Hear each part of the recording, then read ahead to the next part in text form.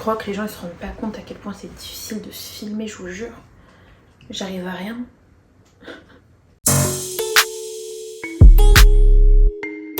Bonjour tout le monde, je suis ravie de vous retrouver dans cette nouvelle vidéo. Alors, nouvelle vidéo, oui, je sais, ça fait 3 mois que j'ai pas posté. Enfin, j'ai posté un vlog la semaine dernière, allez le voir. Mais en fait, j'ai pas beaucoup lu.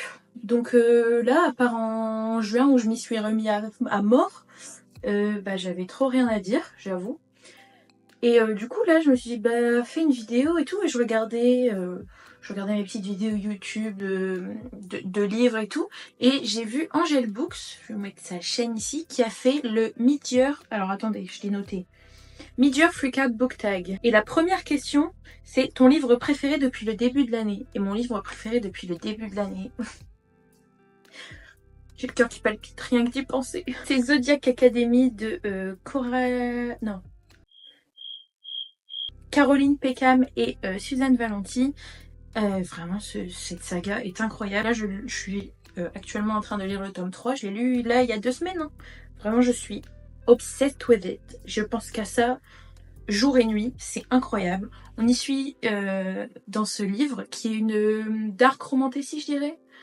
On y suit Darcy et Tori qui sont 2 sœurs jumelles qui apprennent en fait qu'elles ont des pouvoirs. Elles vivent dans le monde des humains mais elles vivent une vie de merde. Elles apprennent qu'elles sont les jumelles oubliées du royaume de Solaria, c'est-à-dire qu'en fait c'est les filles de l'ancien roi et qu'en fait elles ont un héritage à récupérer. Et elles voient les sous, tu vois, parce qu'elles se disent on galère depuis 18 ans, pourquoi on ferait pas en fait. Donc elles doivent intégrer cette école qui s'appelle Zodiac Academy pour pouvoir toucher leur héritage. Sauf qu'il y a un petit problème. Ça fait 18 ans qu'elles ont disparu. Et le roi n'a pas été remplacé parce que le roi, leur père, était un peu apparemment un monstre. Et donc il y a un autre système qui s'est mis en place où c'est les 4 plus grosses familles, les 4 familles les plus puissantes qui ont pris le pouvoir. Et donc dans cette école, il y a les 4 héritiers, ceux qui vont devenir les prochains dirigeants du pays. Et elles sont une menace à leur ascension au trône. Donc eux, ils se disent, est-ce qu'on leur ferait pas la misère? Est-ce qu'on les harcèlerait pas pour qu'elles se barrent et qu'elles revendiquent pas leur trône et que... Parce qu'en fait, le problème, c'est que c'est très décousu, je sais. Le truc, c'est qu'elles doivent passer le jugement, ils appellent ça le jugement, pour pouvoir prétendre au trône. Et eux, ils veulent pas qu'elles y arrivent, donc ils essayent de tout faire pour qu'elles soient découragées, sauf que vous vous doutez bien, ces 4 mecs hyper beaux, trop canons et tout, c'est pas mes préférés. Je vous jure que c'est pas mes préférés. Je sais que tout le monde aime trop Darius, mais moi je suis une Orion girl, ok? Voilà, je sais pas si je dois développer plus. Franchement, je suis désolée, je suis nulle en résumé, mais c'est incroyable. Vraiment, genre, allez lire ça. Tout de suite. Les romances qui se dessinent, à mon avis, elles vont pas être basées sur de très bonnes bases. Merci Marlène. La deuxième question de ce tag, c'était la meilleure suite de saga qu'on a lue en 2025. Et en fait, j'ai dû un peu tricher parce que j'ai pas lu de suite de saga. Mon problème, c'est ça en fait. Je commence et je finis jamais. C'est-à-dire que j'ai 8000 sagas démarrées, mais que je les termine pas. Sauf que j'ai quand même lu des tomes 2 depuis ce début d'année. Et j'ai notamment fait une relecture de Chasseuse de la nuit de Janine Frost. Et du coup, j'ai mis le tome 2 de Chasseuse de la nuit. Je vais vous faire plutôt un résumé du tome 1. Forcément, je vais pas vous spoiler le tome 2. On suit Kat, qui est mi-humaine, mi-vampire. Kat, elle voue une haine incomparable aux vampires, parce que sa mère, elle l'a dressée comme ça, honnêtement. Et elle devient une chasseuse de vampires, c'est-à-dire qu'elle va dans les bars, elle les attire et elle les tue, machin et tout. Sauf qu'un jour, elle tombe sur un vampire plus fort qu'elle.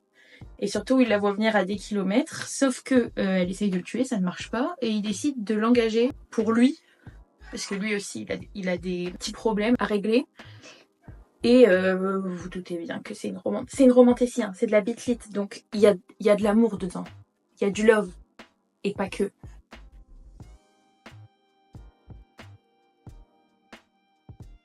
Non mais c'est un nouvel appart, moi je veux pas déménager d'ici peu, hein. S'il y a déjà des fantômes là. Et du coup, Bones, il s'appelle comme ça, est un vampire qui va l'entraîner et la rendre vraiment genre machine de guerre pour qu'elle puisse l'aider dans sa quête. Et c'est incroyable, genre vraiment j'ai trop aimé ce livre. Et je me rappelle que la première fois que je l'ai lu, c'était il y a quelques années déjà. Je l'avais tellement aimé, mais là la relecture, elle m'a pas du tout déçue. Vraiment, c'était trop bien. J'adore. Il y a des vampires, il y a du smut, il y a du love, il y a tout ce qu'il faut. Donc allez lire cette saga qui est très overrated, qui est très sous-cotée, je trouve. On n'en entend pas beaucoup parler, alors que vraiment c'est trop bien. Bref, allez lire ce livre. La troisième question, c'était les parutions du début d'année qui nous donnaient le plus envie.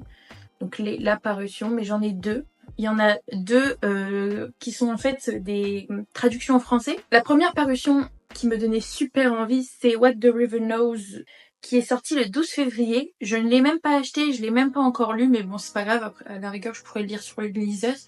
Vraiment, il me donnait trop envie. Je vous avoue que je me souviens plus très bien du résumé, mais c'est pour ça que je l'ai sous les yeux. Je vais vous lire, ça va être mieux. Inès Oliveira, 17 ans, appartient à l'aristocratie argentine. Alors que ses parents réalisaient des fouilles archéologiques en Égypte, il décède dans des circonstances mystérieuses. Cherchant à comprendre, Inès s'embarque pour le Caire avec pour seul bagage ses carnets de croquis et une bague que son père lui a envoyée avant de mourir et qui semble receler une étrange magie.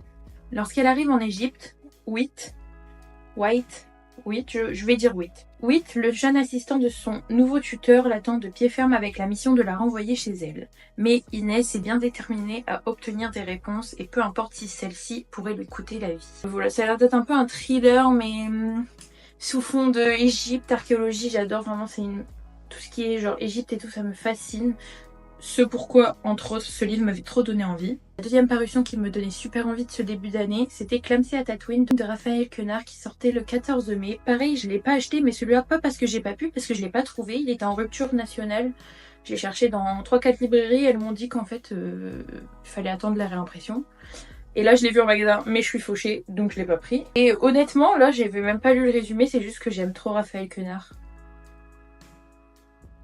Donc voilà, en plus j'arrête pas de voir des avis mauvais dessus, mais peut-être que du coup je l'achèterai pas, je le lirai en numérique sur liseuse et que je verrai ce qu'il donne. Je vous lis le résumé. La discutable dextérité dont j'ai fait... Il manque des mots là. Bon, je vous le lis comme c'est noté. Hein. La discutable dextérité dont j'ai fait montre pour me dépatouiller de mon existence laisse à penser que je suis tout sauf un exemple à suivre. C'est le moins qu'on puisse dire. Le narrateur est un jeune marginal qui n'a jamais cherché à s'intégrer, ce qui ne l'empêche pas de trouver plus commode de rejeter l'entière responsabilité de son ratage sur la société. Et il compte bien, en joyeux sociopathe, lui faire salement payer l'addition de sa défaite. Son plan, s'immiscer dans toutes les classes sociales pour dénicher chaque fois une figure représentative de cette société détestée, et la tuer. En écrivant le roman de ce psychopathe diaboliquement pervers, provocateur et gouailleur, l'auteur entraîne le lecteur dans une épopée macabre matinée d'un humour noir très grinçant. Avec un style aussi électrique qu'inventif, Raphaël Quenard dissèque le cerveau malade d'un monstre moderne et met en scène toute la galerie de personnages qui l'entourent. Bon, déjà le résumé me donnait quand même très envie. Bon, on verra, je le lirai et je vous en reparlerai, j'espère avant la fin de l'année. Parce que c'est des fois... En fait, c'est ça mon problème. Des fois, ça me donne envie. Et en fait, après, ça passe. Et j'y pense plus. Et je les lis pas. La prochaine question, c'était la parution à venir qui me donnait le plus envie. Donc, dans la deuxième moitié de l'année.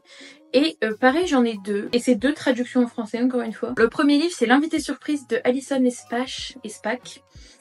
Et donc, je vous lis le résumé encore une fois. Après en avoir rêvé depuis des années, Phoebe arrive enfin au Cornwall Inn, un luxueux hôtel du 19e siècle sur la falaise de Newport, dans le Rhode Island. Elle s'est toujours imaginé y séjourner avec son mari, à déguster des huîtres et faire des promenades en bateau au coucher du soleil. C'est finalement seule qu'elle s'y rend, sans bagage, dans sa plus belle robe en soie verte, déterminée à s'offrir une dernière folie avant de mettre fin à ses jours. Car après plusieurs fausses couches et le départ de son mari, Phoebe n'a plus envie de vivre. Si elle a pensé à tout, elle ne s'attendait en revanche pas à se retrouver au milieu d'un mariage. D'après ce que j'ai compris, c'est vraiment genre l'histoire de Phoebe donc, qui va pour mettre fin à ses jours, comme c'est dit dans le résumé. Et la mariée qui fait tout pour pas qu'elle mette fin à ses jours parce qu'elle veut que ce soit le jour le plus beau de sa vie. Elle veut pas que son mariage soit gâché par Phoebe qui va se suicider. Et il y a apparemment toute cette relation qui se crée entre les deux femmes. Et peut-être, j'espère pleurer. J'espère voir vraiment genre l'envie de vivre de Phoebe revenir et tout ça. Je suppose qu'elle se suicide pas à la fin du livre. mais je sais pas. Donc voilà, ce livre-là me donne trop envie et il sort le 22 août en français. Le deuxième livre, c'est Graveyard Shift de M.L. Rio, qui a écrit If We Were Villains, que j'ai pas lu, mais celui-là me donnait hyper envie. Il me semble que c'est un thriller, ou en tout cas un livre un peu mystère. Et donc, le résumé. Chaque soir dans le vieux cimetière de l'université, le chemin de 5 travailleurs de nuit se croise. Un barman, une conductrice de véhicule de covoiturage, une réceptionniste d'hôtel, le gardien de l'église délabrée qui se dresse au-dessus d'eux, et la rédactrice en chef du journal de l'université, toujours en quête d'un sujet d'article. Par une nuit sombre d'octobre, ils découvrent dans le cimetière de l'église désaffecté un nouveau trou. Une tombe fraîche ouverte là où il ne devrait pas y en avoir. Qui l'a creusé et pour qui ? Avant qu'ils ne repartent chacun de leur côté, le fossoyeur revient. En passant la nuit à le filer, ils découvrent qu'il pourrait être la clé d'une série d'événements étranges survenus en ville qui font la une des journaux depuis plusieurs semaines, et qu'ils sont peut-être plus proches de ce mystère qu'ils ne le pensaient. Ça a l'air vraiment incroyable, j'ai tellement hâte de le lire, et pareil, j'aurais pu le lire en anglais, mais je vais dire féministe, oui, mais je voulais dire je suis fainéante. Et aussi la couverture. Juste la couverture, je la trouve incroyable. C'est Jeannot ce livre. D'ailleurs, elle en a pas donné un avis hyper bon, mais je sais pas pourquoi. Ce livre, il m'a appelé dès que je l'ai vu dans ses vidéos. Et celui-là, il sort quand ? Il sort le 20 août. La question suivante, c'est ma pire déception depuis le début de l'année. Et je vais en choquer plus d'un, peut-être. Mais ma pire déception, c'est vraiment La femme de ménage de Frida McFadden. En fait, je l'ai aimé, mais vraiment, tout le monde en parlait comme un truc de ouf. Et je sais pas, pour moi ça l'a pas fait. Et surtout j'ai vu le truc venir. Je suis trop deg parce que tout le monde l'a pas vu venir. Pourquoi moi je l'ai vu venir ? Vraiment. Par contre ça s'est lu super vite. Vraiment il s'est lu en... Je pense qu'en 3-4 heures je l'ai lu. Ça s'est lu facilement. Émilie elle me saoulait un peu, je l'avoue. Franchement c'était pas ouf. Je l'ai noté il me semble 2,5 sur 5. Peut-être 3 parce qu'en fait sur le moment j'étais énervée d'avoir été déçue parce que je m'attendais au livre de l'année et finalement ça l'était pas. Mais ouais, franchement c'est pas ouf. Et donc dans ce livre, chaque jour Millie fait le ménage dans la belle maison des Winchester, une riche famille new-yorkaise. Elle récupère aussi leur fille à l'école et prépare les repas avant d'aller se coucher dans sa chambre au grenier. Pour la jeune femme, ce nouveau travail est une chance inespérée, l'occasion de repartir de zéro. Mais sous des dehors respectables, sa patronne se montre de plus en plus instable et toxique. Et puis il y a aussi cette rumeur dérangeante qui court dans le quartier. Madame Winchester aurait tenté de noyer sa fille quelques années auparavant. Heureusement, le charmant Monsieur Winchester est là pour rendre la situation plus supportable. Mais le danger se tapit parfois sous des apparences trompeuses. Et lorsque Millie découvre que la porte de sa chambre mansardée ne ferme que de l'extérieur, il est peut-être déjà trop tard. Voilà, j'ai lu le 1, je ne lirai pas le 2 parce qu'en plus le 2 est encore moins bien noté que le 1. Enfin, ils disent que c'est une réécriture du 1 globalement. Je ne le lirai pas et je suis limite deg de l'avoir lu. Je suis pas deg de l'avoir lu parce que je l'ai pas aimé, mais j'ai été tellement déçue. Bref. La question d'après, c'était la meilleure surprise de l'année. Et en fait, ma meilleure surprise de l'année, c'est pas du tout une lecture, un livre qui est sorti cette année. C'est un livre que j'ai dans ma palle et que j'ai lu justement pour vider ma palle, mais en fait je l'ai trop aimé et j'ai été trop contente de le découvrir cette année. Ce livre c'est le tome 1 de Magic Charlie, l'apprenti, écrit par Audrey Alouette, publié chez Gallimard Jeunesse, donc c'est un livre jeunesse. En fait je crois que je le repoussais justement parce que c'était du jeunesse. Franchement j'aime le jeunesse mais je sais pas pourquoi à chaque fois j'ai peur que ça soit trop bébé en fait. Je finis par toujours adorer, je sais pas pourquoi je fais ça. Bref, j'ai vraiment adoré ce livre, il était vraiment super bien. Le monde qui est construit, il est vraiment super original, ça se lit vite, bien, je sais pas si vous voyez mais c'est vraiment écrit grand. C'est trop mignon, genre vraiment Charlie il est trop adorable, je voulais le résumer. On peut avoir un chat doué de capacités hors du commun et tout ignorer de l'existence des magiciens. C'est le cas de Charlie Vernier jusqu'à ce qu'il découvre que sa grand-mère pourrait être un membre éminent de cette société. Mais elle court un grave danger. S'il veut la sauver, et se sauver lui-même, Charlie n'a pas le temps, il lui faut devenir apprenti magicien. Baigné de prédictions, grimoires volants, serpillères enchantées et pilleurs d'âmes, bienvenue dans le monde ensorcelant de Magic Charlie. Vraiment c'est super bien. Déjà c'est pas magicien, c'est magicien. Mais en fait tout le monde est hyper bien construit. Et je vais lire très certainement le tome 2, c'est juste que je l'ai pas acheté donc je l'ai pas lu. Mais vraiment, déjà cette couverture je la trouvais super belle. Je l'avais eu en cadeau par ma bestie. Enfin par ma meilleure amie. Et le tome 2 est encore plus beau. Il a une couverture blanche, un peu dans les mêmes tons, vert. Je suis trop contente d'avoir découvert ce livre et je lirai la suite avec beaucoup de plaisir. La question suivante, c'était la meilleure autrice découverte. Pour moi, ça a été Acacia Black qui a écrit la duologie My Missing Piece. Ici, j'ai que le tome 2 parce que j'ai prêté le 1 à ma sœur. Mais vraiment, ce livre, en fait, c'est celui qui m'a replongée dans la lecture cette année. L'année dernière, j'ai vraiment pas lu beaucoup de livres. J'étais en grosse panne de lecture. Et là, le 1er janvier, bam, je me suis dit, vas-y, lis. Et en fait, coup de cœur. C'est mon avant-dernier coup de cœur, juste avant Zodiac Academy. J'ai vraiment trop adoré cette duologie. Elle s'est lue super facilement. Et c'est vraiment grâce à... En fait, je sais pas, j'y suis trop attachée parce que c'est vraiment celle qui m'a remis dans la lecture. Et j'ai presque tabassé mon objectif de lecture de cette année alors qu'on est au milieu de l'année, qui était de 30 livres. Et je suis sûre que c'est grâce à ce livre-là. Je vous lis le résumé, pareil, parce que je suis nulle en résumé. Vous vous souvenez du résumé de Zodiac Academy? Chose à ne pas reproduire. Luna et Liam se sont rencontrés à Carolina Beach. Amis pour la vie, les deux enfants sont très vite inséparables. Au fil des ans, ils partagent leurs joies, leurs peines et grandissent aux côtés de leurs meilleurs amis Camille et Travis.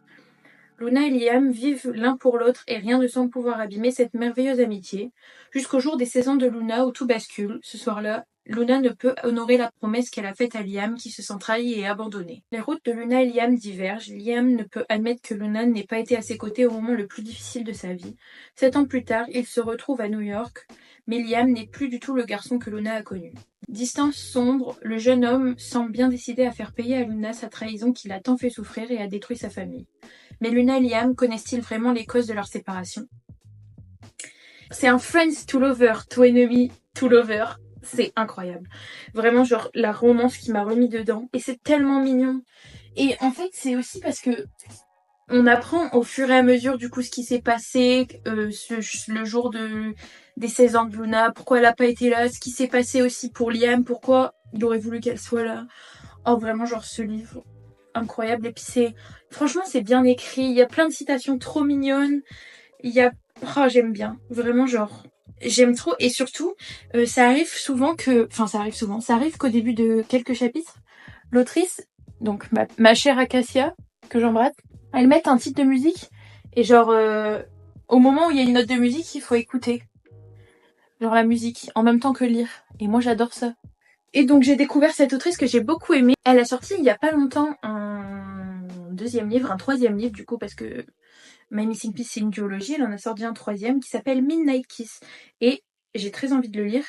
Parce que même si c'est pas trop mon truc, c'est Acacia qui l'a écrit, je me dis peut-être que j'aimerais bien. Une vidéo, un mensonge, une chance de tout sauver, mais à quel prix?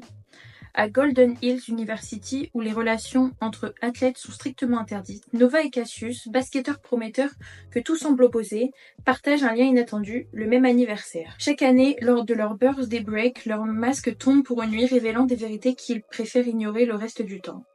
Mais cette fois, leur fragile équilibre éclate. Entre une blessure qui menace l'avenir de Nova sur le terrain et un père exigeant qui cherche à détourner Cassius de ses rêves, ils se retrouvent piégés par une vidéo compromettante. Pour sauver leur carrière et échapper aux règles conservatrices de l'université, ils n'ont qu'une option, prétendre être fiancés, prouver que leur relation est sérieuse et éviter les sanctions.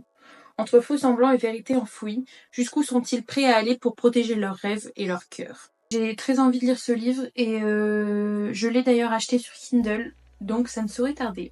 La question qui suit, c'est le dernier book boyfriend que j'ai et je vais étonner personne, c'est Orion, le professeur Orion dans Zodiac Academy. Déjà, c'est un vampire. Premièrement. Deuxièmement, c'est un homme. ça m'est personnel. Malheureusement. Mais vraiment, je l'aime. Il est trop mignon. Et en même temps, il est rare. Je sais pas comment expliquer. Bah, c'est un vampire, quoi. Et en plus, bref, c'est bien dans les livres. Et que dans les livres, mais c'est bien dans les livres quand même.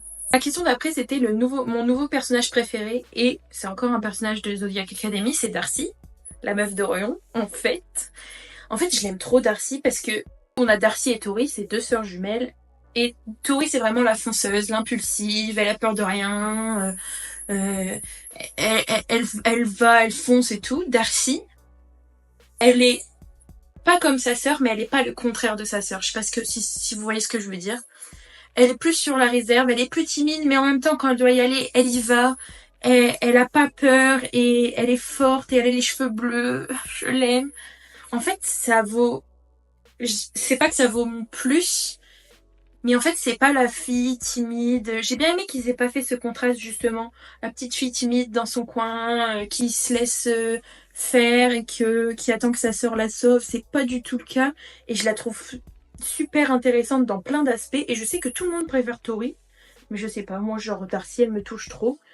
Et je pense que c'est le fait que ça fait un petit peu plus réaliste d'avoir un caractère comme le sien.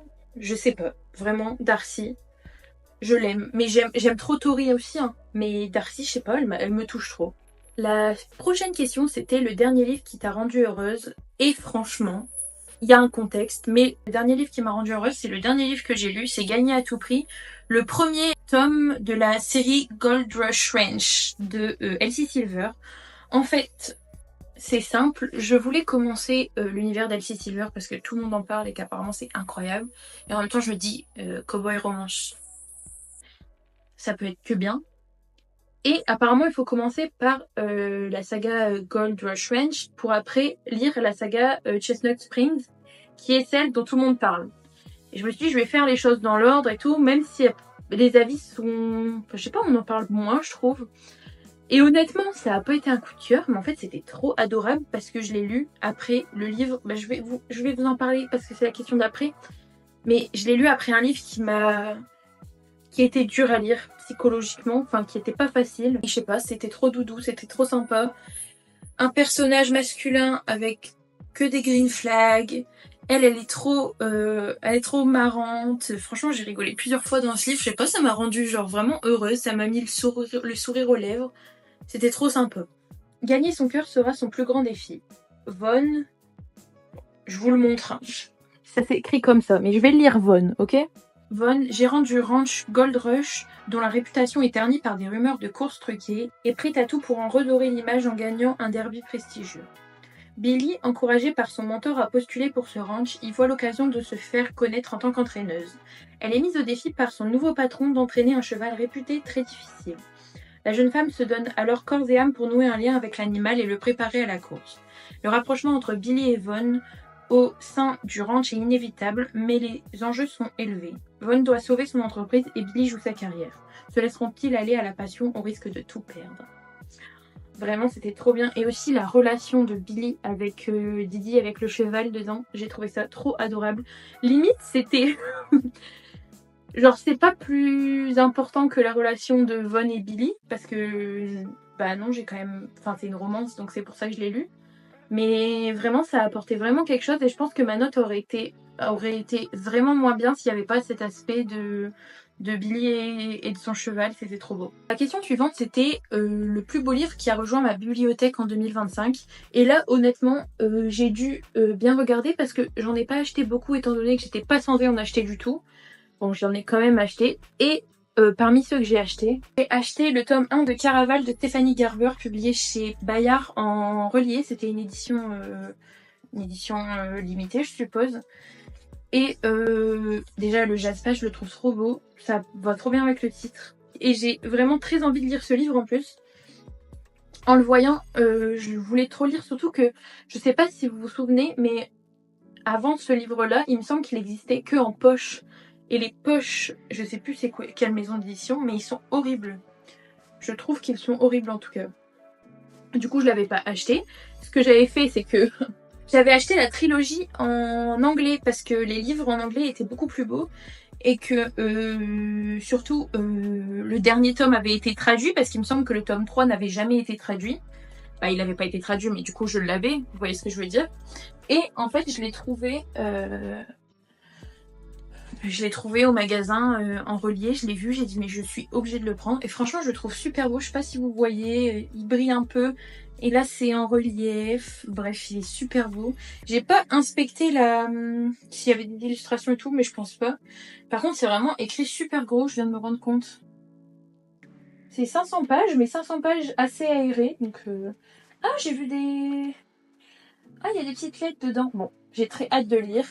Je voulais le résumer rapidement. Scarlett et sa petite sœur Donatella n'ont jamais quitté l'île où leur père les retient captives. À 17 ans, alors qu'elle est sur le point d'être mariée à un inconnu, Scarlett reçoit une lettre de légende, le maître du jeu Caraval. Cette année, Caraval aura lieu sur l'île des songes et Scarlett y est invitée. Depuis toute petite, elle rêve d'assister à ce jeu légendaire et fabuleux. Aidée par Julian, un mystérieux marin, les deux sœurs s'enfuient. Mais à leur arrivée, Donatella est kidnappée par légende. Si Scarlett ne retrouve pas sa sœur avant que les 5 nuits du jeu soient écoulées, celle-ci disparaîtra pour toujours. Voilà, c'est une fantaisie et elle avait retourné tout le monde, franchement j'en vois pas d'avis mauvais. Donc j'ai très hâte de le découvrir. J'espère que je le découvrirai cette année, mais j'ai tellement de livres à lire, donc on verra bien. Mais rien que là de l'avoir dans mes mains et tout ça, ça me donne vraiment envie de le lire prochainement. La question d'après, c'était le dernier livre qui t'a fait pleurer. Et donc, ce dernier livre qui m'a fait pleurer, c'est celui que j'ai lu juste avant Gagner un trou prix de Elsie Silver. C'est Still Beating de Jennifer Hartman, je crois. Il m'a brisé le cœur. En fait, c'était horrible. La première partie du livre est horrible. Je veux pas spoiler, mais c'est vraiment horrible. Il n'y a pas d'autre mot. Et en même temps, c'est tellement beau. Les personnages sont hyper bien développés.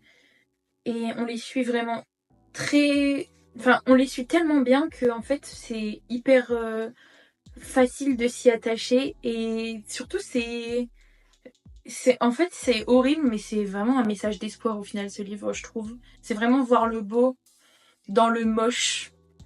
Enfin bref, j'ai vraiment beaucoup aimé cette lecture. Lorsque Cora se rend à la fête d'anniversaire de sa sœur, elle s'attend tout au plus à une gueule de bois ou encore à s'enfuir au petit matin de chez un coup d'un soir. Pas à ce qu'on lui vole son portefeuille, ce qui la laisse en rade et dépendante de Dean, son ennemi juré et la dernière personne qu'elle voudrait voir. Et elle ne s'attend certainement pas à se réveiller enchaînée dans le sous-sol d'un faux. Pour aggraver les choses, Dean se trouve dans la même pièce, enchaîné lui aussi. Après 15 ans d'insultes, de taquineries, l'heure n'est plus aux mauvaises blagues. Ayant toujours pensé qu'ils finiraient par s'entretuer, Cora et Dean doivent maintenant coopérer s'ils veulent survivre. Mais Cora et Dean ne se doutent pas que leur ravisseur a un plan pour eux, un plan qui va modifier le cours de leur histoire, brouiller la frontière entre la haine et l'amour, et les lier par bien plus que de simples chaînes. Voilà, je vais rien en dire de plus. Et si je vais juste dire que j'imaginais Dean comme ce Dean, et du coup c'était encore mieux. Ça, c'est le côté Material Girl de moi qui sort parce que là, on s'en fout de à quoi il ressemble. Lisez ce livre. Mais faites attention au trigger warning. Ne lisez pas en pensant que ça va être une lecture trop choupinou. C'est pas vraiment le cas. Et je vous le conseille quand même parce qu'il est vraiment bien. On en arrive à la dernière question. Et la dernière question, c'est le livre que tu veux le plus lire dans la deuxième moitié de 2025. Et là, le livre que j'ai le plus envie de découvrir, et que je vais lire juste après, je pense avoir terminé le tome 3 de Zodiac Academy. C'est le tome 1 de la série Addicted des sœurs Ricci, donc Addicted to You. Et pareil, en fait, j'arrête pas d'en voir des trop bons avis, et j'ai vu que surtout là, ils sont réédités. Enfin, ils commencent à sortir en français, et je sais pas, ça m'y a fait penser... Et du coup, j'ai trop envie de les lire. Je voulais le résumer. Elle est accro au sexe, il est accro à l'alcool. Leur seule façon de s'en sortir, c'est de toucher le fond. Personne ne suspecterait la timide Lily Calloway de cacher un terrible secret.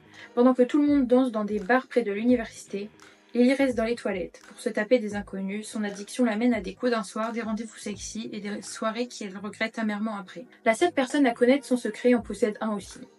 La meilleure amie de Lauren, elle, est sa bouteille de bourbon. Lily arrive en deuxième position. Durant 3 ans, ils ont fait semblant d'être ensemble, cachant leur addiction à leur famille. Ils sont passés maîtres dans l'art de dissimuler les flasques d'alcool et les hommes qui entrent et sortent de leur appartement. Et tandis que le poids de leur addiction les fait sombrer, ils s'accrochent encore plus à leur relation destructrice et finissent par se demander si une vie ensemble, une vraie vie, ne serait pas mieux qu'un mensonge. Alors que des étrangers et leurs familles commencent à s'immiscer dans leur vie et avec des nouveaux challenges en perspective, ils réalisent qu'ils ne sont peut-être pas juste accros au sexe et à l'alcool. Ils sont peut-être tout simplement accros l'un à l'autre. Apparemment c'est très chialant, c'est une saga de plein de tomes. En fait c'est 2 sagas qui s'entremêlent et qu'il faut lire. Enfin il y a un ordre de lecture. Je vais vous mettre là l'ordre de lecture parce que du coup j'ai regardé. Et donc on suit les sœurs Calloway, donc on suit Lily et il y a ses 2 sœurs il me semble. J'ai peur de dire des conneries en fait, donc je vais pas trop en dire. Mais vraiment, apparemment, ce livre est incroyable. Donc j'ai trop hâte de le découvrir et je pense vraiment que ce sera ma prochaine lecture. Voilà, c'était la dernière question. Je vous remercie de m'avoir écouté, ça me fait très plaisir. N'hésitez pas à lâcher un petit like, un petit commentaire. Moi, je débute sur Booktube, donc ça me fait toujours plaisir de vous lire. Et de me dire si vous aimez mes vidéos, si vous aimez comment elles sont tournées, si vous aimez le montage, parce que je débute en montage aussi, qui le cru. Donc c'est pas toujours facile. Bref, tous conseils sont pour apprendre et je vous fais des gros bisous et à la prochaine.